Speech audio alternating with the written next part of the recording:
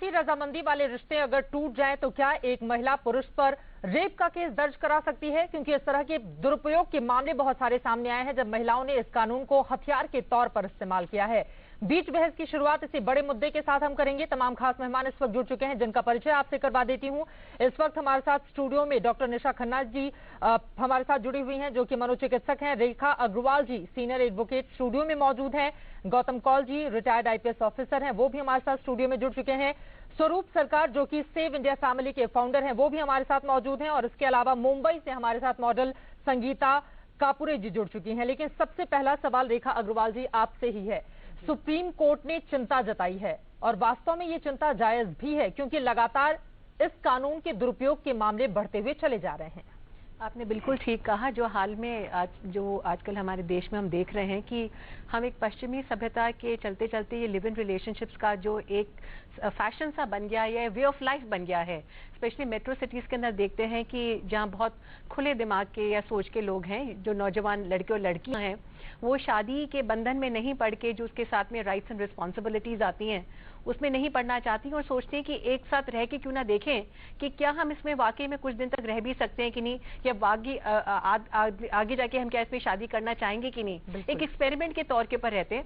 और जाहिर है कि ऐसे रिश्ते तभी बन पाते हैं जब आपस में कहीं तो रजामंदी होती है, जब लड़की को लगता है कि हाँ ये लड़का जो मेरा दोस्त है, या जिसको हम कानूनी भाषा में लिव इन पार्टनर कहते हैं।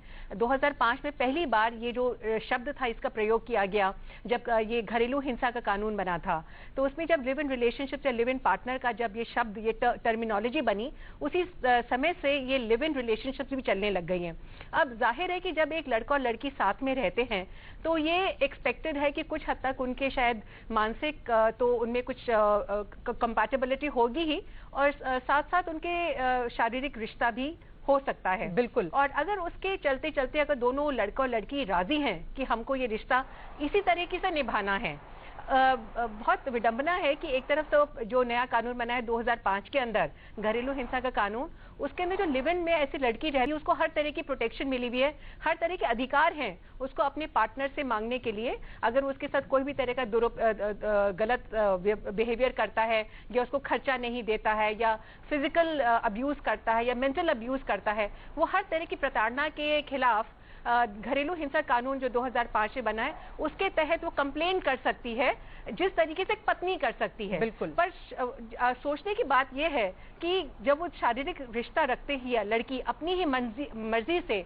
उसके ऊपर जिसको हम कानूनी भाषा में कहते हैं कंसेंशुअल, उसकी मर्जी से उसकी कंसेंट के साथ हुआ है, क्या ऐसी स्थिति में उस लड़के के ऊपर ये आरोप लगाना कि तुमने उसके साथ बलात्कार किया और या उसको धोखा दिया, सामने भी आए हैं। लेकिन आईपीसी की धारा 90 में कुछ बातों का जिक्र है जो अपने आप में कुछ सवाल खड़ा करेगी, उसको मैं आपसे समझने की कोशिश करूंगी। लेकिन उसके पहले गौतम कौल जी आपसे ये सवाल है, महिलाओं के खिलाफ अपराध लगातार बढ़ते हुए चले जा रहे हैं, लेकिन सुप्रीम कोर्ट की मौजूदा चिंता, इसके पहले दिल्ली हाईकोर्ट की ओर से भी इसको लेकर टिप्पणी की गई थी। पुलिस के लिए क्या मुश्किल होगा इस तरह के मामलों को हैंडल कर पाना? समस्या ये हो गई है कि इस समय कानून जो है जो पास कर दिया गया है उसका दुरुपयोग जो है वो अब सामने आता जा रहा है, और कई केसेस जो हैं देश भर में ये उभरे हैं जिसमें कि ये देखा गया है कि पुलिस का दुरुपयोग जो है वो औरतें करना शुरू कर गई हैं। उनका ये है कि पुलिस जो है वो फौरन अपने बॉयफ्रेंड या जो भी उनका दोस्त है उसके हाथ में हथकड़ी लगा दे और थाने में उसकी परेड हो जाए, और इसके लिए वो जो है दुनिया भर के हथकंडे लगाने के लिए तैयार हैं। अगर पुलिस का इसी तरह से दुरुपयोग होना शुरू हो गया तो फिर पुलिस में ही जो है कानूनी अविश्वास जो है वो शुरू हो जाएगा। इसलिए जो दिल्ली पुलिस ने इस समय जो कदम उठाया है मेरे ख्याल से वो ठीक रास्ते का है, क्योंकि उसमें ये उन्होंने नहीं कहा है कि हम गिरफ्तारी जो है उसको हम रोक देंगे। चीज ये है कि वो पहले देखना चाहेंगे कि क्या ये जो जुर्म जो कह रहे हैं औरत कह रही है वो सच में जुर्म है कि ये कुछ अपनी निजी रोष है जो कि वो पुलिस के साये में जो है उसका दुरुपयोग करना चाहते हैं कानून का, और कुछ सबक सिखाना चाहते हैं। बदनीयती तो नहीं है महिला की इसके पीछे, ये भी जानने और समझने की कोशिश अब पुलिस की ओर से की जाएगी। लेकिन स्वरूप सरकार जी, बड़ा सवाल ये भी है, आप सेव इंडिया फैमिली के फाउंडर हैं, लेकिन इससे क्या आपको नहीं लगता कि आगे आने वाले समय में, हालांकि कुछ महिलाएं इसका दुरुपयोग जरूर करती होंगी, लेकिन इससे उन महिलाओं के लिए ज्यादा दिक्कतें पैदा हो जाएंगी जो वास्तव में इसकी शिकार होती हैं? देखिए मैम, जो दिल्ली पुलिस ने जो काम किया है, हम 2007 से उनको यही रिक्वेस्ट कर रहे हैं, कोई नया चीज नहीं है जी। 2007 में सुप्रीम कोर्ट का जजमेंट अरिजीत प्रसाद डीके जैन ने बोला है। उन्होंने क्या बोला, ऐसे मामला में जो आपका रिलेशन बना है वो मर्जी से है कि जबरदस्ती से है कि धोखा से है, वो आपको चेक करना चाहिए, कोई फॉर्मूला यूज नहीं कर सकते हैं। हमने दिल्ली पुलिस, जो भी लॉ मिनिस्टर, सबको बताया कि ऐसे केसेस में जिसमें कोई मेडिकल एविडेंस नहीं होता है, जिसमें कोई आपका कोई तैयार नहीं कर सकता है ये क्या सच बोल रहा है क्या झूठ बोल रहा है, एक वर्बल स्टेटमेंट के ऊपर आप कोई केस रजिस्टर कर लेते हैं, क्रिमिनल केस कोई जोक की कोई ऑर्डर ऑफ पिज्जा नहीं है, लेकिन तो आप उसको है ना हमारे कानून में कि सुनिए, महिला के अभी जो बयान को ही सिचुएशन है, अभी जो सिचुएशन है जी, वो रिलेशन हो ना हो, वुमन ने बोल दिया मेरा साथ रेप हुआ, केस रजिस्टर हो गया जी। उसके बाद उसका अरेस्ट हो जाता है, उसके बाद वो जब सजा से मुक्त हो जाते हैं, उसको जो सफरिंग है, निवेदिता जी एक वुमन जज है, उन्होंने बोला उसको रेप, फॉल्स के रेप की जो परेशानी हुआ है उसको कॉम्पेंसेशन मिलना चाहिए। तो मेरा हिसाब से दिल्ली पुलिस का ये जो सर्कुलर है ये लॉ मिनिस्टर को ध्यान से लॉ में इंप्लीमेंट करना चाहिए, और सुप्रीम कोर्ट ने ये जो इसको क्लैरिफाई नहीं किया, ओपन टू इंटरप्रिटेशन कर दिया, उसको एक क्लियर गाइडलाइंस देना चाहिए जो लॉ में बोलता है। उन्होंने जो आपने कोई फैक्ट छुपाया, जैसे मैं शादीशुदा हूँ, मैंने किसी को बोला जी भाई मैं अनमैरिड हूँ, ऐसे केस पे समझ सकता है, लेकिन मैं शादीशुदा नहीं हूँ, वो भी शादीशुदा नहीं है, कि मैं डाइवोर्सी हूँ, वो भी डाइवोर्सी है, जिसमें कोई फैक्ट छुपाया नहीं गया है, दोनों जानते हैं, ऐसे केस को तो रेप माना ही नहीं चाहिए। बिल्कुल, तो कई ऐसे अहम सवाल हैं जिस पर कानूनी राय लेनी जरूरी है और इस तरह की व्यवस्था भी देनी होगी ताकि कानूनों का दुरुपयोग ना हो। लेकिन डॉक्टर निशा खन्ना, बड़ा सवाल ये खड़ा होता है जब लिव इन रिलेशन में हम रह रहे होते हैं या कोई वायदा करता है शादी का, उससे हम आपसी संबंध में रिश्ते बनाते हैं और बाद में पलटते हुए सीधे सीधे आरोप लगा देते हैं और रिश्तों की मर्यादा भी इस तरह से तार तार होती है। मानसिकता उस समय किस तरह की रहती है जिसके बाद ये कदम उठाए जाते हैं?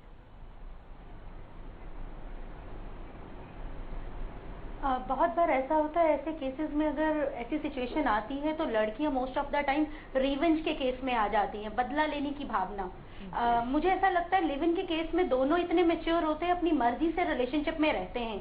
जब आप मर्जी से रिलेशनशिप में रह रहे हैं और उसमें से अगर एक पार्टनर वॉकआउट कर रहा है तो आपको ये चीज समझनी बहुत जरूरी है कि आप उस रिलेशनशिप को किस बेस पर बना रहे हैं। वो अगर सिर्फ इमोशनल बेस है तो इमोशनल रिलेशनशिप का आगे कोई फ्यूचर होगा या नहीं होगा। I think so pre marital counselling इसीलिए हम जरूरी मानते हैं। अगर प्री मैरिटल काउंसलिंग की जाए, उनकी कंपैटिबिलिटी ऑलरेडी चेक की जाए, और कहीं ना कहीं अगर ये लॉ बनेगा या ये चीजें अगर लागू होंगी तो कहीं ना कहीं मैरिज नाम के रिलेशनशिप पर ज्यादा लोगों का विश्वास आएगा। लोगों का ट्रेंड जो 2005 से है वो लिव इन में ज्यादा बढ़ रहा है। इस तरह की अगर चीजें सरकार अगर करेगी तो मुझे ऐसा लगता है कहीं ना कहीं मैरिज नाम के रिलेशनशिप में लोगों का फोकस ज्यादा होगा। कहीं ना कहीं उनको लगेगा, क्योंकि लॉ यहाँ पर ढीले हैं, तो लड़कियों को भी लगेगा कि हमें अपनी मर्जी से अगर इस रिलेशनशिप में अगर कभी ऐसा कुछ दुख होता है, जो आप केसेस कह रहे हैं फॉल्स केसेस होते हैं, बिल्कुल होते हैं, बट कुछ रियल केसेस भी होते हैं। डॉक्टर निशा जी, माफी के साथ आपको रोकना पड़ रहा है, बीच बहस को हम आगे बढ़ाएंगे, लेकिन उसके पहले आपको बता दें कि बीजेपी सांसदों की जो ट्रेनिंग क्लास चल रही थी फिलहाल वो खत्म हो चुकी है। प्रकाश जावड़ेकर इस वक्त प्रेस कॉन्फ्रेंस कर रहे हैं। क्योंकि सांसद है तो जो लोग मिलते हैं उनको तो सीधे से परिचय होता है, कैसे संदेश पहुंचे, इसलिए इलेक्ट्रॉनिक मीडिया वोटर मतदाता होते हैं कि जिनका न कोई काम होता है न जो दूसरे कार्यक्रमों में मिलते हैं, उनके पास आपके काम का कैसे संदेश पहुंचे, इसलिए इलेक्ट्रॉनिक मीडिया हो, प्रिंट मीडिया हो और सोशल मीडिया हो, इस पर कैसे काम हो, इसकी भी चर्चा आज हुई। राम नाईक जी ने अपने चुनाव क्षेत्र को कैसे संवर्धन करना, कैसे नर्सिंग करना, कैसे नर्चर करना ताकि बार बार सफलता मिलती रहे, उसके अनुभव के आधार पे बहुत अच्छे गुण सिखाए। और अंत में लाल कृष्ण आडवाणी जी का मार्गदर्शन हुआ। उन्होंने तो हमारी इस अप्रत्याशित सफलता के लिए सबको बधाई दी और मोदी जी कैप्टन थे इस कैंपेन के, तो पहले ही टेस्ट में मोदी जी ने ट्रिपल सेंचुरी की, ये उन्होंने कहा। और पिछले 1 महीने से ये सरकार काम कर रही है और प्रधानमंत्री और टीम मोदी यानी पूरा मंत्रिमंडल जनता के लिए बहुत अच्छी सोच कर निर्णय कर रहा है, इसका उन्होंने जिक्र किया। उन्होंने इस पहलू का भी एक सबको याद दिलाई कि भारतीय जनसंघ के दिनों से लेकर अभ्यास वर्ग की एक परिपाटी रही है और उनको खुशी थी कि वो आज भी तुरंत हमने 1 महीने के अंदर की है। और उन्होंने ये याद दिलाई कि दीनदयाल जी ने अपना एकात्म मानववाद एक तरह से भारतीय जनता पार्टी की वैचारिक सोच का आधार भी ऐसे ही एक अभ्यास शिविर में बना था, दीनदयाल जी ने रखा था। उन्होंने एक लक्ष्य दिया लोगों को, सारे सांसदों को, कि अब पहली बार विजय मिला है।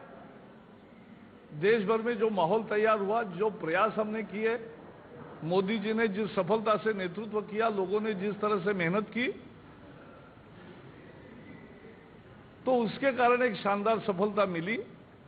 लेकिन अब दूसरी बार जीतना और बार बार जीतते रहना, इसकी तैयारी आज से ही करो। और इसके लिए उन्होंने कहा कि कभी भी अहंकार से बचो, अहंकार नहीं होना चाहिए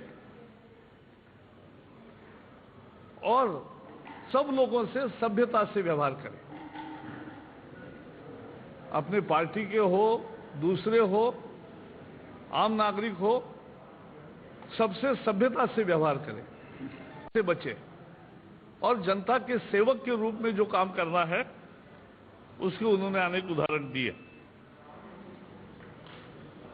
और आज उन्होंने इसका जिक्र किया कि भारतीय जनता पार्टी की इतनी बड़ी सफलता के कारण कांग्रेस में बेचैनी बढ़ी है और एंटनी हो, दिग्विजय सिंह जी हो, जो भी जिस तरह से बातें सामने आ रही है, कांग्रेस की छटपटाहट दर्शाती। प्रकाश जावड़ेकर को आप सुन रहे थे। जाहिर तौर पर ट्रेनिंग सेशन में जो कुछ भी हुआ है और आगे क्या कुछ हुआ जाना है उस कार्य योजना के बारे में वो जिक्र करते हुए, लेकिन एक बार फिर से हम बीच बहस पर आ जाते हैं और बड़ा सवाल यही है कि 2 वयस्कों के बीच आपसी रजामंदी पर संबंध बनाए जाने, बाद में संबंध टूट जाने, रिश्ता खत्म हो जाने के बाद महिलाओं की ओर से जो आरोप दर्ज करा दिए जाते हैं पुरुषों के खिलाफ, उसका दुरुपयोग शुरू हो गया है और उसी पर हमारी ये चर्चा लगातार जारी है। निशा जी को बीच में रोकना पड़ा था, उनके पास में जाऊं, लेकिन उसके पहले संगीता आपसे, चूंकि जिस जगह से आप ताल्लुक रखती हैं वहां पर भी हमने देखा है बहुत ज्यादा खुलापन होता है, लेकिन जब कोई महिला अपनी जो भी उसका मनसूबा होता है उसमें कामयाब नहीं हो पाती है जिस भी तरह से, तो फिर वो इस तरह के आरोप लगा देती है।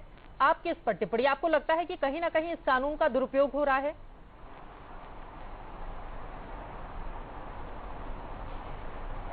देखिए, सबसे पहले अगर कहा जाए तो ये लिविंग रिलेशनशिप, ये जो एक नई चीज़ है, ये हम लोगों ने जस्टिफाइड की है, हम लोगों ने इंट्रोड्यूस की है। हमारे हिंदू संस्कृति के अनुसार ऐसा कहीं पे भी आपने पहले पुराने ज़माने में नहीं सुना होगा। और अगर हम उस मीडिया के साथ कहा जाए या फिर वो सुपरफास्ट लाइफ जो नई चीज़ें हम दोहराते हैं जिसमें इन लोगों का ज़्यादा जिक्र होता है, जो लवर्स है, जो रिलेशनशिप में है, जो लिविंग रिलेशन पे बिलीव करते हैं, एक तरफ से कहा जाए तो ये सही है और एक तरफ से बिल्कुल गलत है। सही मैं इसलिए कहूँगी कि लिविंग रिलेशनशिप सिर्फ एक लड़का और लड़की दोनों के आपस की अंडरस्टैंडिंग की वजह से नहीं होता। मेरे ख्याल से इसमें डेफिनेटली इनके परिवारजनक भी पता होगा कि अगर मैं लिविंग रिलेशन कर रही हूँ तो श्योर मुझे अपने पेरेंट्स को बताना होगा, लड़के को बताना होगा। तो कहीं ना कहीं आजकल के लड़के लड़कियां इतनी ज़्यादा प्रैक्टिकल हो गई है कि वो लाइफ में कोई बड़ी रिस्क लेना नहीं चाहते। वो कॉन्फिडेंट नहीं है, उन्हें विश्वास नहीं है कि किसी एक लड़के के साथ या इस लड़की के साथ, इवन लड़कों की भी ये सोच हो गई है। इट्स नॉट दैट कि सिर्फ लड़कियां ये सोचती है, क्योंकि लाइफ इतनी ज्यादा प्रैक्टिकल हो गई है। तो आपको क्या लगता है क्या हम कोई कदम उठा रहे हैं कि अगर शादी का वायदा करके संबंध बनाए जाते हैं और बाद में उस वायदे को तोड़ दिया जाता है तो क्या उस लड़के के खिलाफ दुष्कर्म का मामला बनता है?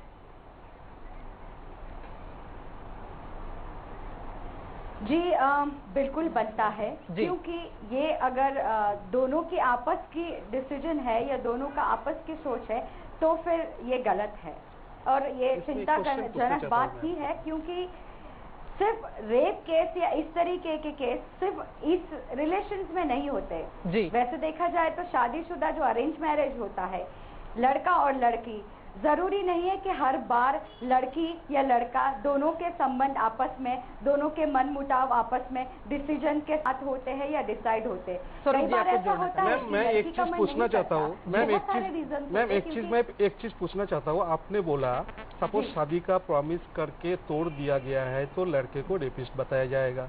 मेरा पास 90% केसेस है, लड़कियां लड़के को छोड़ के, उसको अच्छा लड़का मिल गया है कोई IIT IIM से, वो लड़के को छोड़ के दूसरे से शादी कर लिया, उसने वादा तोड़ दिया, तो ऐसे केसेस पे आप वुमेन को रेपिस्ट बोलेंगे? देखिए प्रॉब्लम जो है प्रॉमिस ऑफ मैरिज जो है, सपोज उसको सर मैं ये बिल्कुल नहीं कह रही हूँ तो आप मेल को भी रेपिस्ट नहीं बोल सकते। मैं ये नहीं कह रही हूँ कि सिर्फ लड़के ही गलत है।